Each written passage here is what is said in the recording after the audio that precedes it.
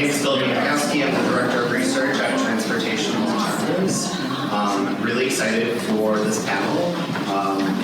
Earlier this week, Transportation Alternative launched a brand new tool in partnership with MIT called the Spatial Equity NYC. So, really excited to show off the tool and talk more about it and how we got to the launch. And first I'll give a presentation, do a live demo of the website, and then we'll have some panelists up here to discuss open data visualizations, and advocacy, and how all those intertwine.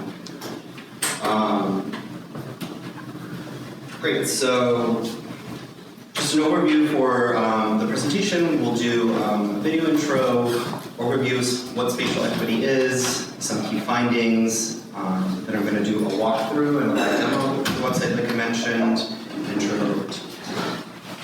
So many of you have already heard about 25 by 25. Spatial Equity NYC is the next logical step of that campaign. So Spatial Equity NYC is an online data tool made for journalists, advocates, electeds, the general public, and it illustrates the problems and connects those problems to solutions. The tool shows how space is inequitably allocated and used across our city and the impact that has on our health, environment, and the way we get around.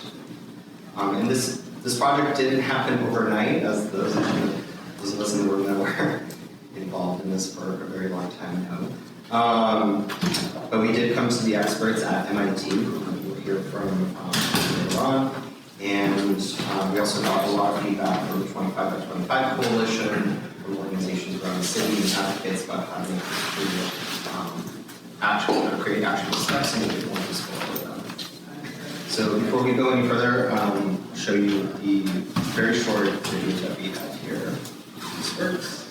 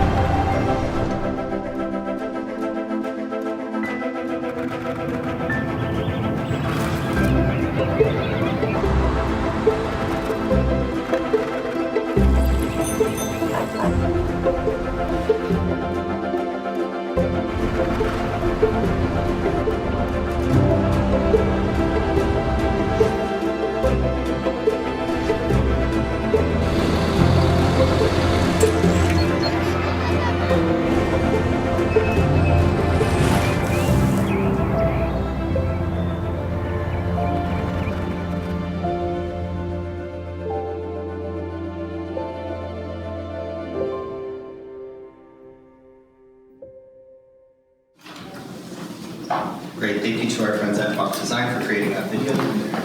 So how did this come about? Spatial Equity NYC came about. I was actually in a meeting with a council member discussing some policy strategies and those, and was kind of thinking out loud about how many residents in his own council member district were car-free. And I was just about to unmute myself and hop in and give him that answer, but he decided to try to guess around 35–40%, when for his district it was actually around 80%. And that was kind of like the light bulb moment for me, where it's, this is a council member that's really good on our issues, one of the better ones. So I'm like, okay, if this council member doesn't know something as basic as just knowing the percentage of car-free households. And then his next line was like, well, when I gave him the answer, he was like, well, where did you get that? I have no idea where I can get that. So that was kind of like the light bulb moment for me, where it's like something as basic as that. We're not even talking about like traffic volumes or what percentage of streets have a bus lane, just car-free households, U.S. Census data. So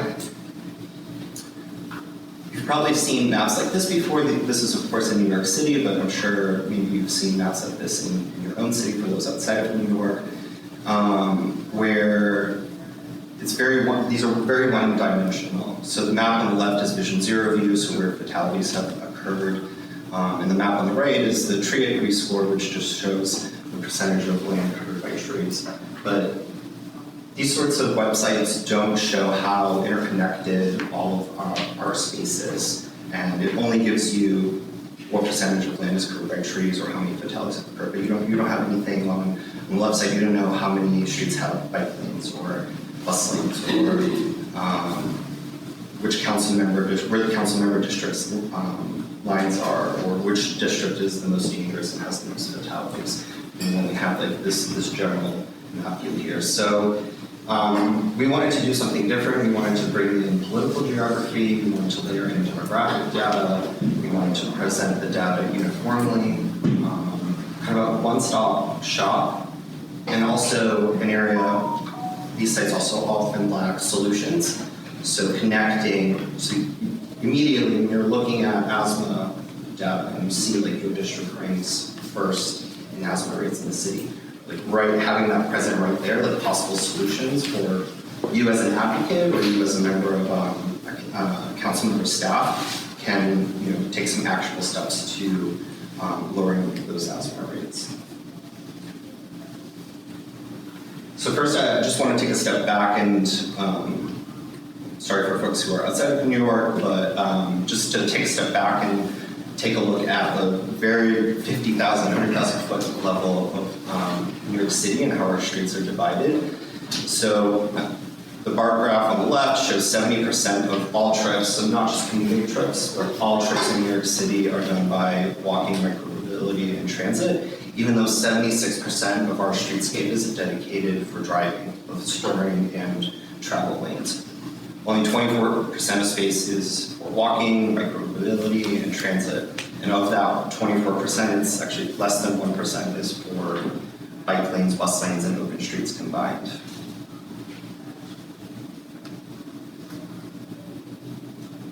So what is the spatial equity? So we landed on spatial equity as the lens, and it's the way that public space is allocated and used across neighborhoods, and the impact it has on all kinds of things. It's very intersectional, which we found at our space and transportation alternatives.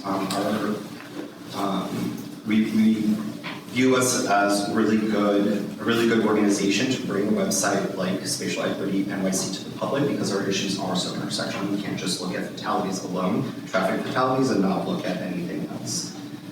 So deciding who gets access is we're also recognizing that it's a legacy of years, actually decades, and maybe longer than that, of racist and classist planning, oftentimes associated only with Robert Moses, but it goes back even further than Robert Moses.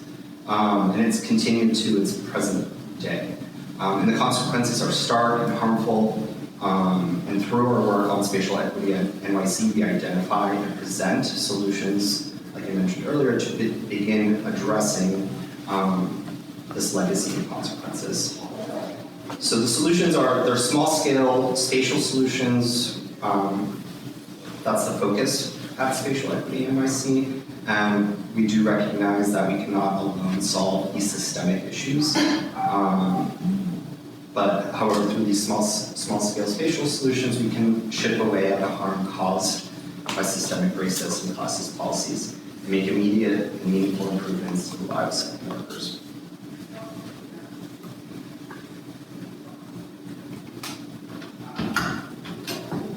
So when we break down the inequity of public space and how much has been designated for cars, it shows us where critical components of healthy living, thriving communities are missing. For example, green space, busways, and trees. Who gets trees, who gets clean air, who gets benches and parks, and what are the consequences of having or not having those in your neighborhood.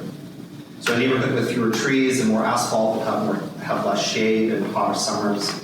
They'll have less green space that can hold and absorb rainwater. So when heavy storms do come, Hurricane Ida, it'll cause more flooding. And with fewer trees, we'll also have wider roads that will also encourage faster driving. So the neighborhood will have higher traffic fatalities and injury rates, really showing how a lot of these issues are so interconnected.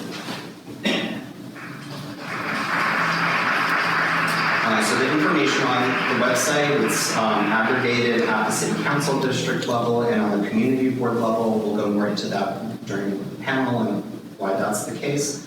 But we think one of the reasons what stands Spatial Equity NYC out from other websites is that we are focused on not neighborhood level or census tracts. This is really tied to city council districts and community boards.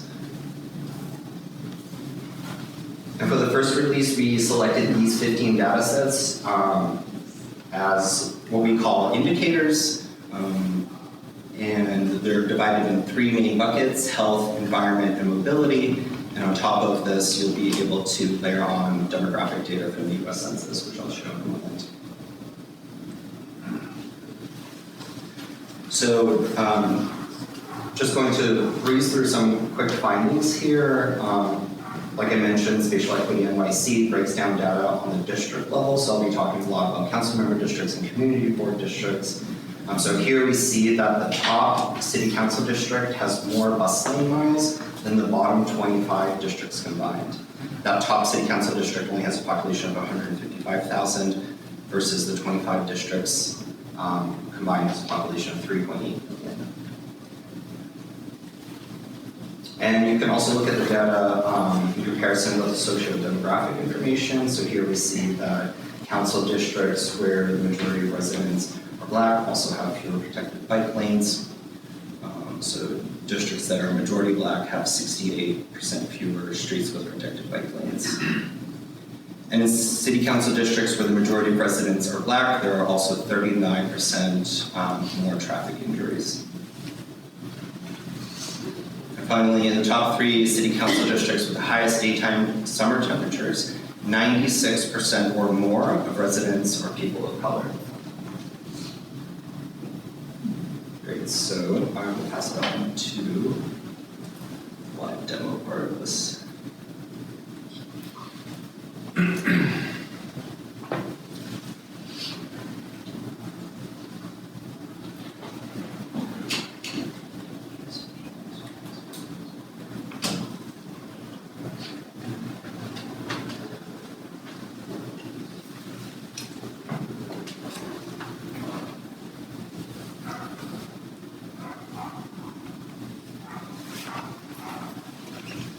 Great. Worried that there was a second. I should slide in profusely. Yes. Here we go. That's already my two Jesus. So when you visit spatialequity.nyc, this is the landing page with the video. As much as I love it, I won't play it a second time.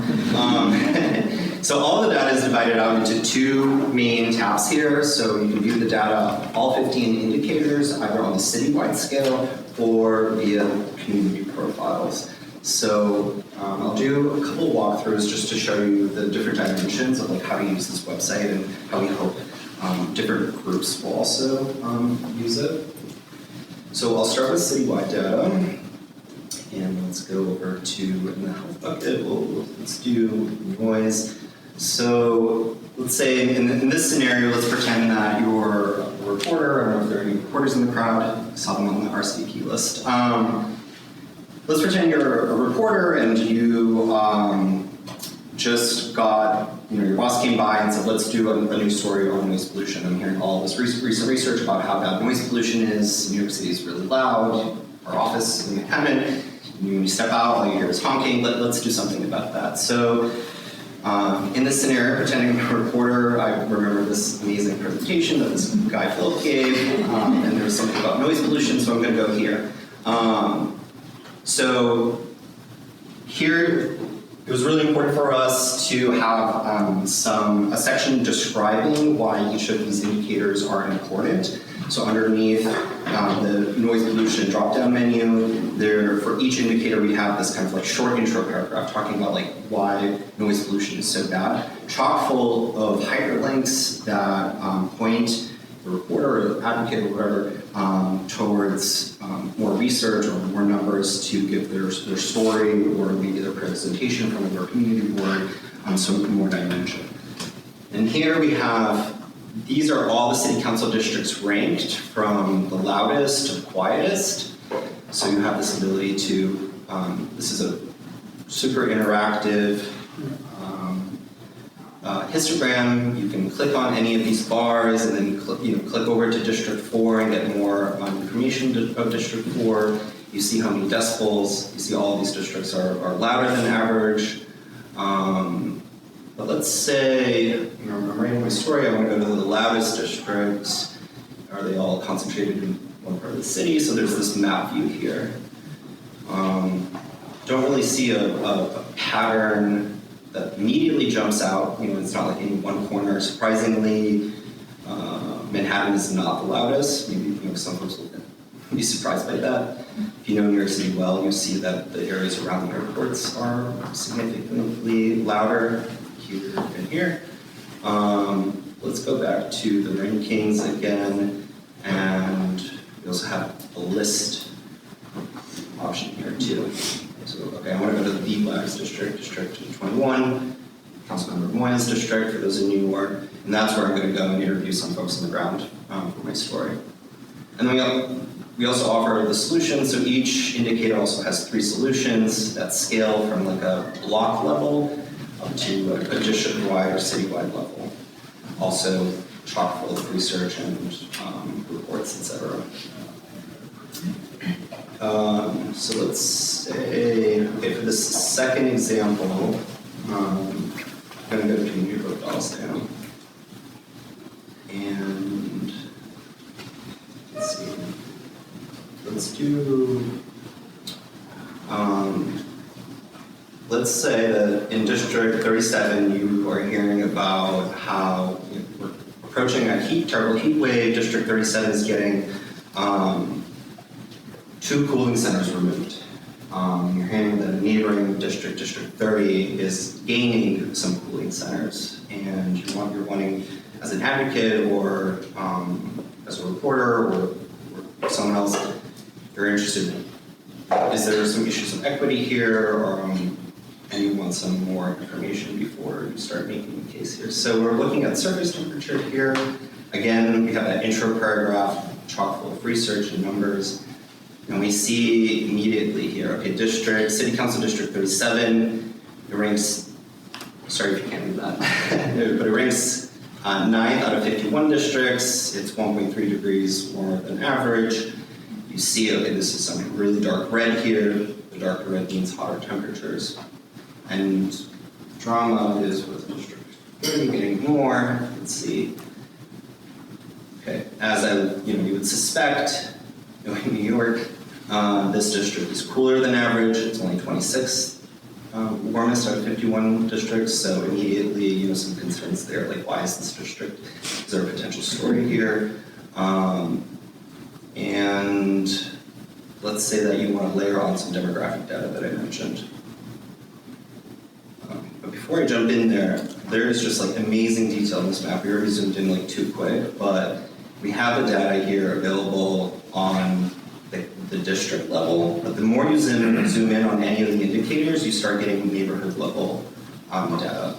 So if you are a council member for this district, you can see like which corners of your district have more trees or are hotter, or also layer in that census data and see like are the hotter parts of the district also where there's higher poverty levels.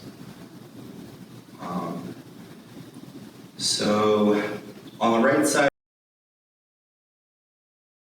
so that if you are in a council member's office and they start questioning you can show this is actually based on our city's own data. So that was really important too. But when how we designed the website, you'll notice that there aren't like a lot of TA logos or MIT logos here to give that kind of perspective.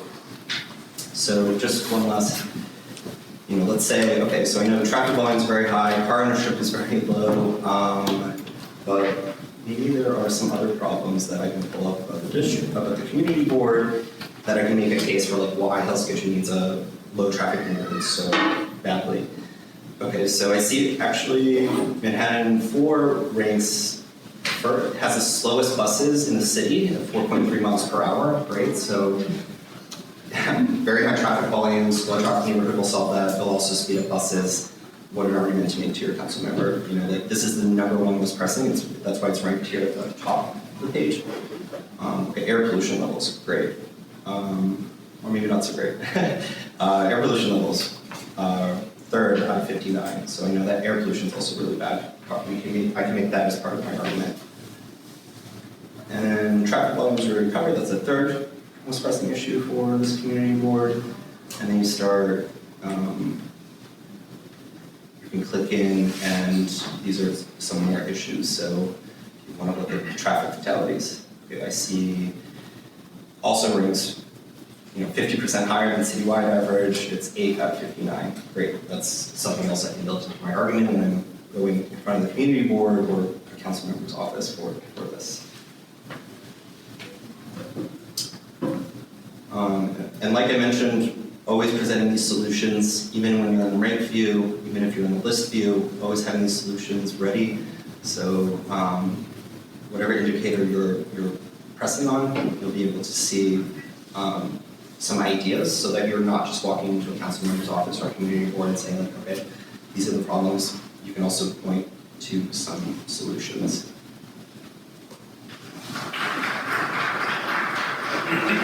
Great, so like I mentioned at the beginning, this website is tied to 25 by 25. We saw it as the next logical step. It ladders up to the 25 by 25 campaign.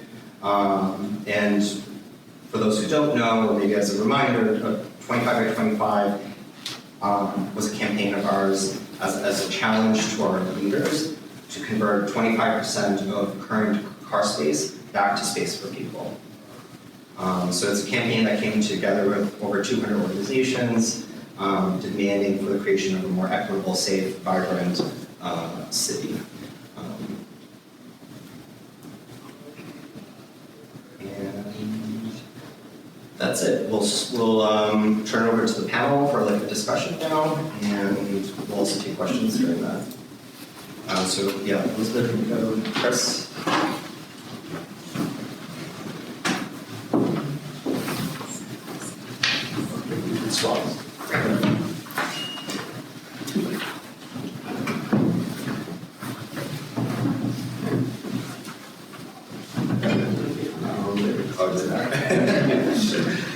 Some musical chairs. Yeah. Great, so I'm super excited about this panel too. So first, all the way at the end, we have Chris Whong. He's an urbanist, civic technologist, and mapmaker based in New York City. He founded and ran NYC Planning Labs, a progressive digital team at the New York City Department of City Planning. Chris is a leader in the New York City civic tech community, a former Code for America brigade leader, and serves his neighborhood as a member of Brooklyn Community Board 6. Then we have Nico in the middle. He's our research associate at the Leventhal Center for Advanced Urbanism at MIT. He has a background in architecture, planning, and computer science. He yields a multidisciplinary and multi-scalar scholar. Did I spell it wrong? No, you didn't. Approach to complex urban problems. Nico's research is heavily invested in computation, data, and design. And then closest to me, we have Elizabeth, who is Transportation Alternatives Senior Director of Advocacy and Organizing. She oversees TA's organizing department and leads the organization's city and state policy campaigns. Elizabeth has worked in political and legislative affairs for the last 10 years, previously serving as the legislative director in the New York City Council, and before that, managing government relations at Planned Parenthood. Great, so Chris, just to start us off here, you have such a great experience both working inside government and outside government, and also serving with your community board. But just to kind of open things up, I'm wondering if you could spend a few minutes describing that story arc of what you did at City Planning to give folks here in the room some more info of where you're coming from. Sure. To go even way back before that, I studied urban planning right here at NYU, but ended up in the tech world. So I kind of caught this programming bug, and a lot of the same types of technologies you're using with data visualization and building, flashy and very engaging visualizations of data was really kind of became something I gravitated to. At the time, back in like 2011, 2012, open data was a brand new thing. A lot of hype and excitement about it. So there's always new interesting data sets to start visualizing, and that's kind of where I was the one who actually did a FOIL request for the taxi data set back in 2014, and the result of that was that the Taxi and Limousine Commission actually started publishing it on their own because I FOILed it and shared it, and then cat's out of the bag. So lots of interesting stories about sort of engaging with government around data. But was recruited by a very progressive manager at the Department of City Planning who I described it as he knew exactly what he wanted to build and didn't like his resources. He didn't like his options for getting it built. And those options are, go find a willing, IT team somewhere in government that has the resources, bandwidth, and skills to build what you want, or fight the political battle and lobby for many years probably to get money to hire an outside firm to build it. And all those things take a long time and probably won't yield the best product. And he said, this can't be that hard, I should just hire somebody that knows how to do this. So I ended up in a business unit at the Department of City Planning building websites and technology, which is not a traditional activity center for that sort of thing. But we were kind of, rogue is not the right word, but doing our own thing and trying to build something that was using modern tools, open source software. It is possible for one person to create really impressive and complex things, web applications, web maps, and get them out in a matter of days or weeks, prototype them very quickly, do iterative approaches to this sort of thing. So anyway, we started with it's called the Capital Planning Platform, and it was an attempt to map the capital budget of New York City. It's actually now since been open source, but it was a private app at that time. That was groundbreaking and revolutionary, and a lot of people were really excited about it because prior to that, the capital budget was a 4,000-page computer printout, and we turned it into something you can just click on and actually learn how the project has been progressing over time. So I was able to spin that up into after building something very quickly. I was able to spin that up into, let's start a team for this. We called it NYC Planning Labs, and we took on lots of different applications, most of them very data heavy and very visual, including Zolo, which is the zoning app that you probably are familiar with if you work with buildings. Community Profile is a very similar site that breaks demographic data down by community district. Something called Population Fact Finder is another hot one. So we kind of rapid fires building these apps very quickly and got a lot of attention and a lot of very engaged citizens and government employees. Great. Long response. No, that's perfect. It's great to know. And even though TA is not in the city planning world or housing world at all, it's for those folks who don't know, planning labs. I mean, there are so many great tools there. You mentioned already too that I use on a weekly basis, and being just in the transportation space. So it's really had a big impact on public advocacy.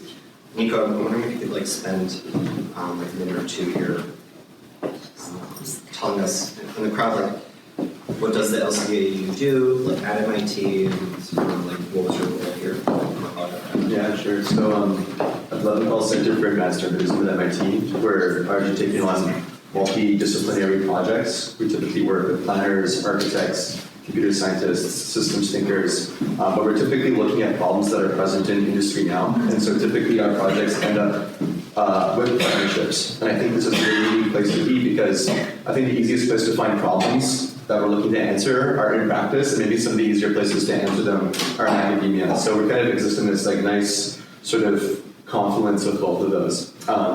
So working with transportation alternatives was a really great opportunity to look at something that was happening now, something that we're looking at now, and something that for us is really important because we really like to work with open and public data. And with a lot of the work that we do, we're typically taking things that might not be visible or might be hard to work through, making it more visible to a layperson or creating stories that aren't, giving new voices, making things more visible, and getting more people involved in the conversation. That's typically the work that we do at the center. Great, thanks. Elizabeth, I think a lot of folks here are familiar with TA's work, so I won't ask you to do like quite the intro, but maybe you can speak a little bit to like TA's like theory of change or like how we approach advocacy. Yeah, thanks. Transportation Alternatives, we're just coming up on our 50th year of being around in New York and advocating for more walkable, livable, bikeable, accessible public space. And our advocacy team is really rooted around the lens that change comes through power and political will, and that it takes people power and it takes just as strong power in response to the systems. The systems of power that are currently operating and that have either been resistant or oppositional to more livable or accessible cities. And so that's how we approach a lot of our organizing work. Some of our organizers are here today. We have a really grassroots, ground-up approach to change and advocacy.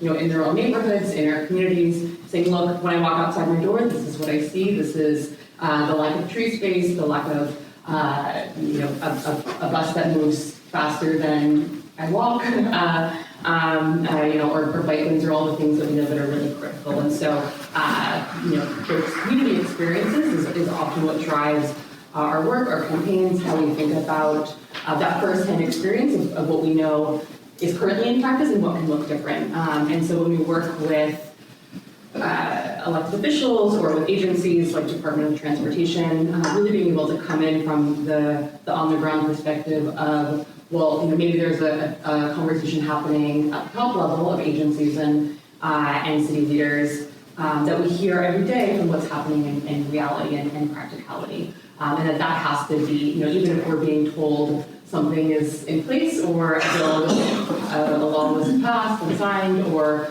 something is happening, if it's not in reality and people's lived experiences, then frankly it doesn't do us much good. And so that's where we really work to tie our advocacy and direct experience into pushing for change. And so we do a lot of direct action to continue to push elected leaders to be accountable to their communities. Great.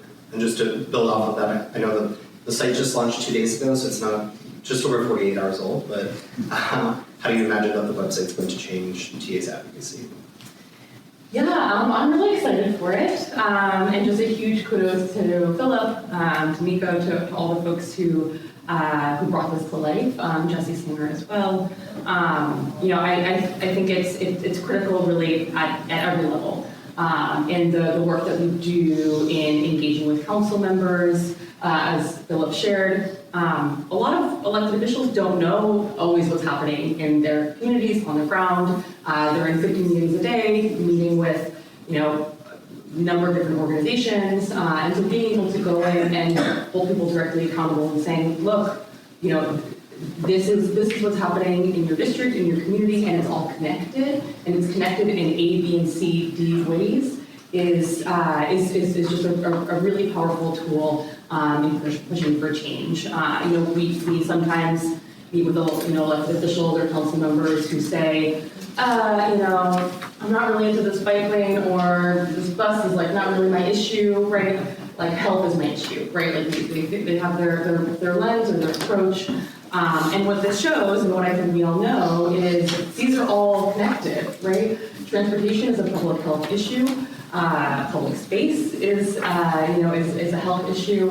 And we have to continue to be looking at the ways that they overlap, because especially in a city as like New York, we've got 9 million people right next to each other, right? If we're not continually thinking about what's happening around someone's access to a bus or a subway that has good service, and then thinking about how being stuck and subjected to air pollution is harming their health, that and they don't even have a bus that works, that is frankly quite offensive.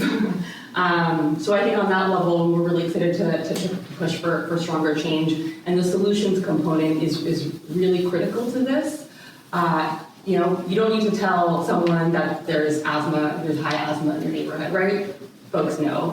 You don't need to go to an environmental organization that's been working on, you know, addressing equity issues in the Bronx or in Brooklyn. Really, we're not presenting something new for folks. They know this.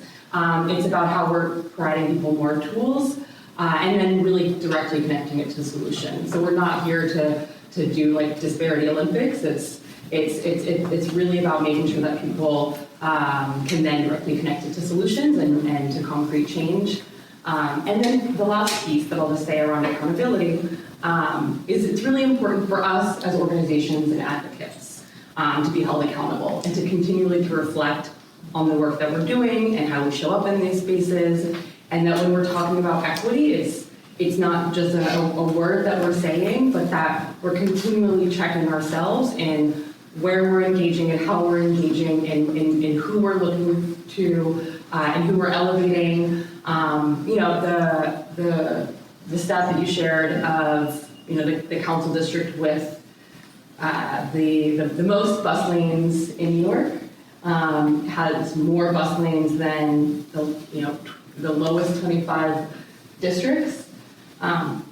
We have a campaign there, you know, and we have campaigns all across the city, right? That's what we do.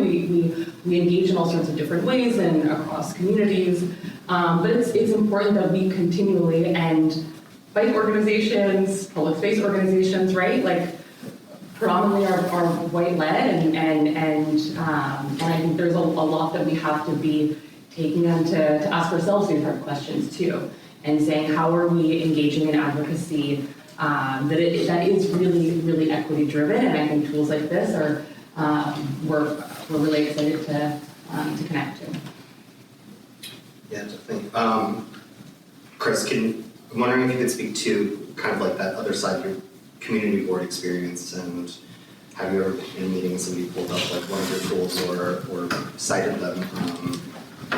If you could give that, sure. Yeah. So that was what we always said when we built the community profile site. It was like, we are not, like you just said, we use the term arming, like you said earlier, we're arming people with data. And we have these comparative charts, very similar to what you guys have built, where you can just, you know, very quickly get a nice picture of like where you stand ranking all the community boards against the other 58 in New York City. I don't have much community board experience. I was just appointed. I was appointed in midsummer, and then you know, basically the community boards don't meet in July and August. So I went to one meeting, but was very, very excited when, you know, without any prompting from me, I saw 3 different instances this is a Zoom meeting. 3 different instances in the chat where tools that I had worked on directly were cited. And I'm not exaggerating, what actually happened. It was somebody pulled up Zola to look at the property record and pasted a link. Somebody pulled up the community profile site and cited I think a land use chart or something in there. And then the third one was the community or the population fact finder, which was the census and demographic data tool. And I was like completely shocked because like this is all years ago. Like I left the city in 2019, and it was just amazing to see that these things persist. You know, there's predecessors have put more effort into them and maintain them, and it really does. You know, there's a long tail of like these things actually catching on. But people now start to say, you know, to actually have that in their brain, this is a resource. When somebody challenges me on the demographic breakdown of this neighborhood, I can go straight here and get it. And not have to send someone a screenshot, not have to send someone a PDF and say it's on page 6, you know, open it up in your PDF, your choice, and scroll down. You can deep link directly to the information you want. And I think that it's the power of the hyperlink in the modern era is what, you know, puts all this stuff at our fingertips and makes it highly shareable, which is awesome. Yeah, I'm glad you mentioned that last point, and Nico, if you could just speak to like the shared capabilities and like how we thought about that process during the project. Yeah, and I mean, I think one thing that you mentioned there that was really fascinating is, you know, these are happening over Zoom still, right? And suddenly, you know, having this direct access to a deep link, you know, with such a high level of specificity is really accessible, right? And yeah, like in terms of the development side of the website, if you were to, share any particular state in which the website's in or any particular neighborhood, it links right, as soon as you're sending the URL, it's going straight there. And this was a deliberate, intentional, and like frankly really difficult thing to do to make it, because we know that you have to be able to basically dig up this information. It might be a matter of just a couple seconds as people are discussing it on a Zoom call to be like, hey, no, it's actually this proportionate, it's that proportionate, these people are affected. So that's, and it's difficult to do that stuff, but I think with it being in Zoom, there really is this capability to make it a really useful armament. Yeah, and then you need to make sure 5 years from now that link still works. Exactly. And on top of that, it actually was really interesting. The last meeting, I guess apparently there was some concern, or there was confusion over whether we were still legally allowed to have Zoom meetings because it was actually due to a COVID emergency declaration or something. So we're back in real meeting this last session last week, and there's no back channel, there's no back chatter, and that was such a useful part of the Zoom meeting to be able to just grab links and have the internet close at hand and then share the internet with other people. And when you're just sitting in a room kind of like this, that doesn't happen. Everyone's playing on their phones, but there's no back channel. So I'm fixing that by adding a Slack channel. You got reminded of one of our first meetings where you asked us on the TA side, what are the 3 most important things about this website that you want to build? And I think, I remember in the top 3 was sharing capabilities. That's we want the confidence. When you send this to a council member, when you send this to in the Zoom chat, what you're viewing is what I want the person to be when you open it, where you're looking at the map, which district, etc. And also, the website is mobile friendly, and also our spaces you carry online. Folks are on Twitter a lot, so that was also an important part too, right? You want folks to be able to look at what they're viewing. They just saw some council member tweet, nobody writes busing in my district.